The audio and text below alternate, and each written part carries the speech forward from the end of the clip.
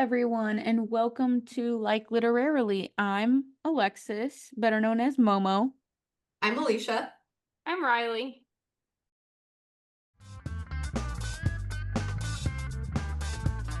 Literally. So it is spooky season, but of course, we read cozy books about witches and not scary books because that's not our vibe because we don't like scary in this I don't in do this scary. podcast. I'm a hard stop. Yeah, the most scary I think we've done is World War Z, and I don't think that's considered scary. So, um, I don't think so. I yeah. like scary movies, but books, I don't think that's for me. Yeah, I think that would stress me out. Um, but The Very Secret Society of Irregular Witches by, please forgive me for mispronouncing her name, Sangu Mandana. Alicia, do you want to start us off with the description of this book? Yeah, so this is from the back cover inside flap, but slightly shortened. As one of the few witches in Britain, Micah Moon knows she has to hide her magic, keep her head down, and stay away from other witches so their powers don't mingle and draw attention. She's used to being alone and she follows the rules, with one exception an online account where she posts videos pretending to be a witch. She thinks no one will take it seriously. But someone does. An unexpected message arrives begging her to travel to the remote and mysterious Nowhere House to teach three young witches how to control their magic. It breaks all of the rules, but Micah goes anyway and is immediately tangled up in the lives and secrets of not only her three charges, but the handsome and prickly librarian as well. He would do anything to protect the children, and as far as he's concerned, a stranger like Micah is a threat, but also an irritatingly appealing threat. So as Micah begins to find her place at Nowhere House, the thought of belonging somewhere begins to feel like a real possibility. So I'll kick us off with some discussion on maybe the overarching theme of this book. I I felt so like you're definitely in like this really cozy world, but like I felt like there was a pretty good tagline through the entire thing about accepting yourself and your identity and like finding people who accept you. And like it was fairly deep and they like really hammered onto that. Some of these characters have some backstories that are pretty traumatic for like the lightness of the majority of this book. And so it's like packaged this narrative in this like really cozy, accessible, and magical world. Um, and what I liked about this journey in particular of like finding yourself and your identity and your place in the world type thing is that even though Micah is like clearly struggling with her relationships due to this like secretness of the witches in this world, which I'll put a pin in it, but like she literally says witches are like persecuted in this world. I don't understand why that was like pushed aside so frequently, but I digress. Anyway, she's like struggling to keep all these relationships because of this secretness. But despite that, she like truly loves herself. Like clearly she's still conflicted about aspects of her background and how she was raised and whatnot. But like she's recognized magic as something she loves and values. And like that self-acceptance bit I thought was a really nice through line of this story while like yeah learning to find your place in the world type thing. um and I liked that all the witches in this book kind of had their own way of like dealing with that of like how do they find their place in this world even though we don't really get to know them in this book because we only see them at a couple of their quote book meetings. I really liked that as well. Like it definitely had some like deeper themes and like a nice, cute, well packaged little rom-com, if you will. But to connect with like the relationship struggles, I appreciated that her struggles weren't just romantic, but it was also with friends and family figures. Um, like you kind of went into it like, oh, this is gonna be a cheesy romance book, and it wasn't. It was honestly more focused on those friends and family. And I think one of the things that I appreciated about this book too was that the dichotomy of like what she knew as like her entire life of how witches were isolated, and then she got thrown into Nowhere House where she was like um saw what could be, right? And I thought that was really cute, and I thought how she like really kind of found her place in the world there. But yeah, overall the found family trope in this book was done really well. What do you think, Alexis? Yeah, no, I really like the concept of the found family, and I really like that it shows you that at any point in your life things can genuinely turn around, whether that's just naturally or that like you can play a part into turning things around no matter your upbringing. And I feel like it also emphasized having an open mind and willing to learn and all these other concepts that, things could really be changed as an outcome of that. So it was it was really good. I really liked it. And I really appreciated the dynamic of them not wanting to separate the family or anything like that. I thought that that was really admirable. I mean, it was just a really cozy book overall that I really enjoyed listening to. I listened to the audiobook for this one. Speaking of the world of magic, what were y'all's thoughts on the world that the author built? I really like the modern magical world she like did, and her twists on all the witches being orphans really emphasized that found family trope. I thought it was, it was good for the plot. Um, its opening talking about social media had me on the fence at first. I was like, "Oh geez, like I don't know how this is gonna go." But I'm glad she like kind of walked away from that pretty quickly and then really just dove into the story. And I'm glad that wasn't her focus. But overall, I don't know. I liked her little magical world. It was cute. It was different than most of the like witchy cozy reads that I've read before. What do you think, Alicia? Yeah, I like that you could feel like this is in our world. Like you were saying that like modern day setting, like all of this could be happening and we just don't know because the witches are hidden and secretive. And so I really like that blend of like the magical world with our reality as we know it, where it's like, yeah, this could be real. And kind of playing with your mind that way. I also one thing I really loved about her creation of this magical world was just the physicalness of the magic for the witches. So obviously this didn't have anything to play with all the humans in the world, but it was mentioning like you could see the magic and the magic would like kind of try to provoke the witches. It would hang out around them and try to get the witches to use it in some kind of way. And it was described as like mysterious and playful. And at one point in the book, I think Micah describes magic in particular as almost being like a witch's familiar instead of like, typically like a cat being that familiar. And I thought that was I thought that was really fun of just like there's this whole other layer to this world that you could easily envision again being our world where witches see this magic, this gold fleckling sparks everywhere and like it's interacting with them. And I think part of the reason I liked that was it gave this like holisticness, like spirituality aspect to the witches of like they're connected with the earth, they're one with it. We were like watching Micah go out and like collect mushrooms and starlight and moon dust and like just like how closely intertwined they are with the earth. I thought that was really fun. Um as just being in that world. I really liked that. Alexis, what were your thoughts? Yeah, I definitely can agree with your statement about the kind of witches that they were. I definitely love the more holistic spirituality witchy kind of vibe. Like, I'm not gonna lie, I've been watching The Good Witch, which was on Hallmark for like a really long time. It was like 8 movies and then it became a show and it just ended in like 2021.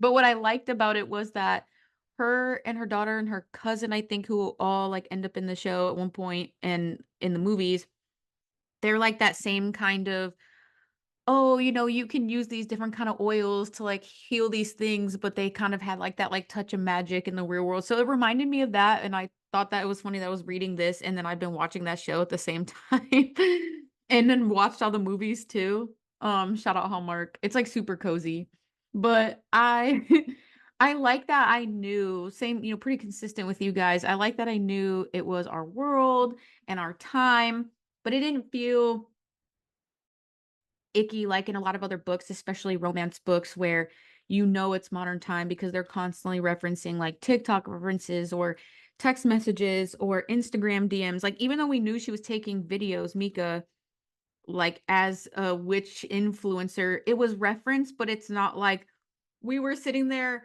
and the dialogue was her actively recording these videos. Like you got the point.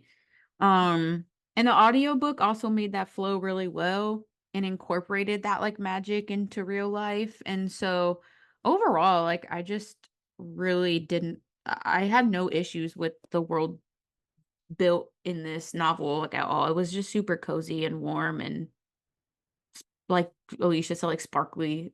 Yeah, it's a vibe. I'd want to be there. I mean, prefer Yeah. bitch, but I'll be friends with them, that's fine. um Do you think the witches should have had the secrecy rules?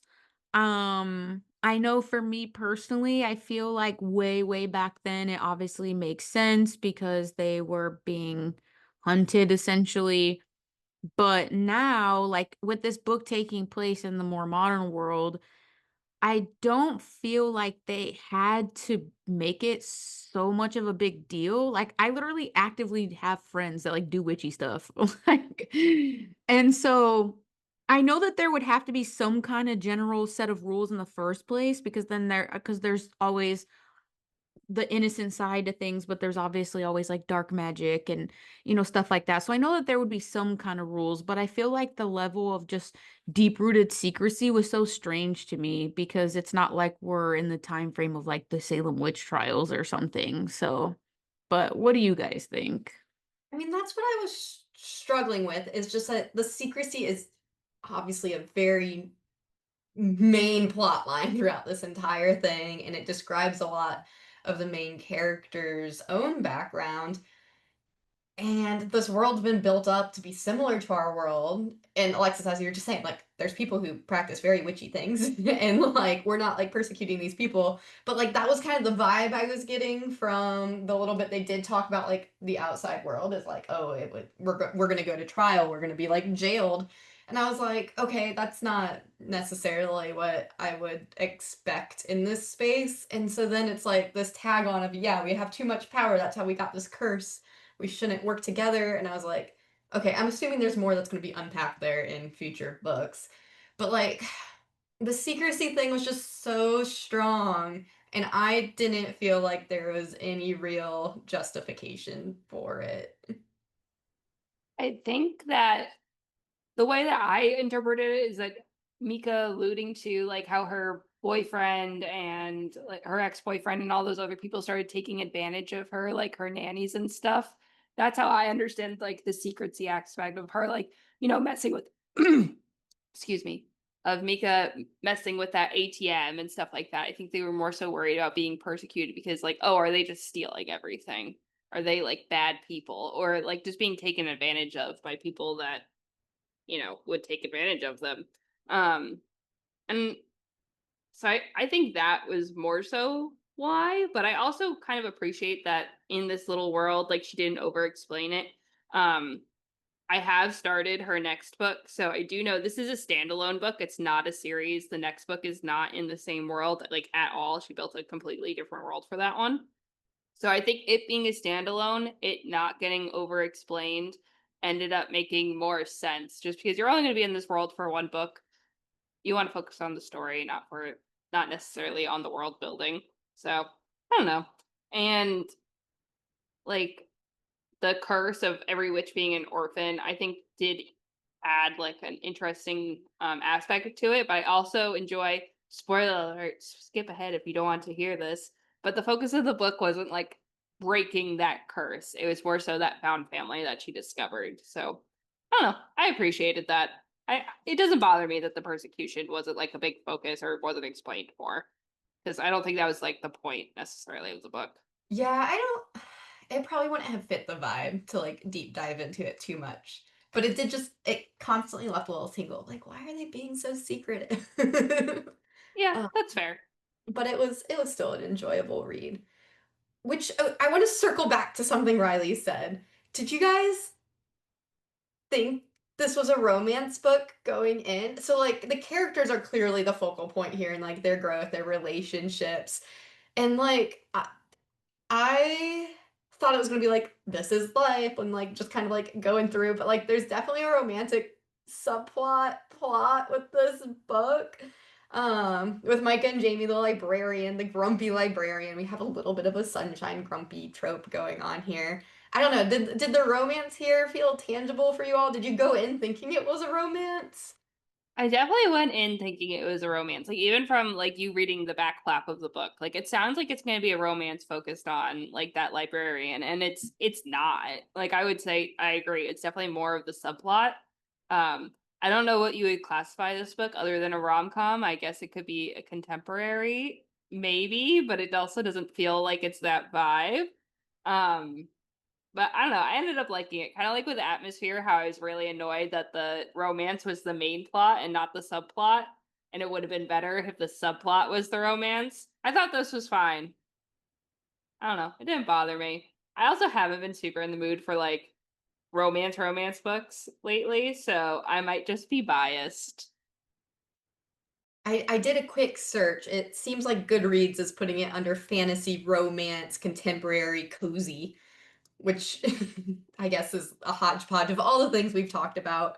But yeah, I would agree. The romance definitely felt like a subplot. I was a little bit surprised. When it like started picking up a little bit. I don't know, it felt a little clunky where it was like kind of a slow burn and then like they would just drop their declarations when they were like feeling sick and out of their minds. I was just like whiplash, like what is going on? They'd like drop something, nothing would happen. Slow. Yeah. I was just like, oh. The one, like, not even spicy scene, it was like a bell pepper scene. It felt like a little out of place. It did. It almost felt too spicy for the book. Yeah, it did. But I did feel like they were a realistic pairing despite the, like, confusion as far as the, like, how much romance is going into this book. I was like, "Nah, I could see y'all getting together." Yeah, honestly, when I read the back, I didn't really think it was going to be like a full-blown romance novel. And honestly, most of the books I've read recently have been romance. So I personally kind of like the fact that it was a decent subplot that didn't take over the rest of it, and it didn't feel like it was being super hyper focused on, kind of like with Atmosphere, which I mean, with Taylor Jenkins Reid, for that to be a romance novel made sense, but for this one specifically, um I genuinely, when I first opened the book and they were like talking about how Ian had guessed that she was a witch or whatever on as the influencer, like making all the witch videos. I thought it was gonna be something like he was hunting down witches or whatever, and then that's like not what happened. I was like, wait a minute, now there's three girls involved. Like when so it I don't know, it was a pleasant surprise, and I feel like all of the genres that Goodreads is listing is honestly pretty accurate. I would definitely give it like a cozy contemporary fiction title or classification, I guess. Yeah, I could agree with it. I think cozy contemporary makes more sense than like cozy romance. Yeah. Agreed. So yeah. So overall, what's everybody's thoughts on this one? Are you going to read the author's next book, A Witch's Guide to Magical Innkeeping? I think the plot twist with Lillian got me because I don't think I was fully expecting that. So I gave it a 3.75. I didn't feel overly inclined to constantly be listening to it at work and like feel that level of anticipation to keep going. But when I did have it playing, I did enjoy listening to it, and I did really enjoy the book as a whole. And it was just super cozy. And like I said, it was very similar to the show that I've been on and off watching since pretty much September, quote unquote, like fall cozy season started. So it was good and I liked it. And I love cute, witchy, magical books like that. So I'll probably read the next one. What about you, Alicia? So, usually in my ranking system, a 3 is like, I'm probably not recommending this book unless it's like a really niche area for a recommendation. And so I gave this one 3.5 stars because if you're looking for a good, cozy read about witches, like it's perfect for that, and I think you'll enjoy it, and I would recommend it. So it's not like there isn't a situation where I wouldn't recommend this book. Um, and so, like, if you're going in knowing what you're looking for, I thought it was really fun and cute. And I have the next one on hold. It should be in a week or two. So I'm planning on, giving that a listener a read, depending on which one comes in first here, and keep matching these fall cozy Halloween vibes this year.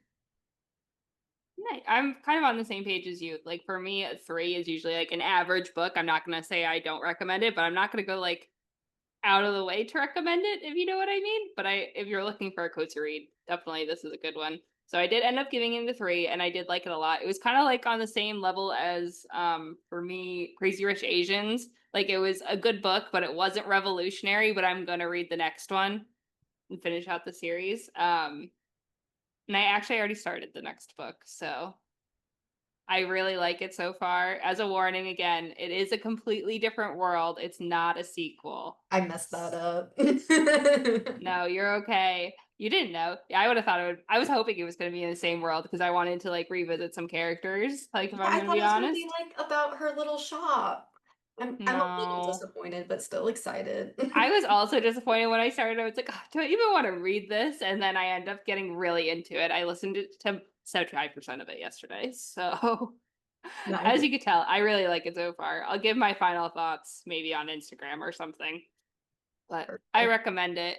I'm flying through it, obviously. So, yeah, I really like these little worlds that the author's building here. I'm definitely going to look for more books to come. Alrighty, Alexis, do you want to tell us about what we're going to be reading next month? Yes. So next month we will be reading Love at First Sighting. This is like a contemporary romance book. It was also in the book club that I'm in here in Texas, so haven't finished it yet, but we will be talking about it here at Like Literarily for October. No, for November. For November. Man, my days are all just blending together, you guys. It's been It's crazy. fair. I mean, we're recording this in September. It still feels like it's a long way away, but we know how time goes. Yes, Right? we do. And if anybody has ideas for our December holiday read, please reach out to us on the Instagram or text us And we will if see you you have our next month. numbers. And we will see you next month, as always. All Bye. right. Bye. Bye.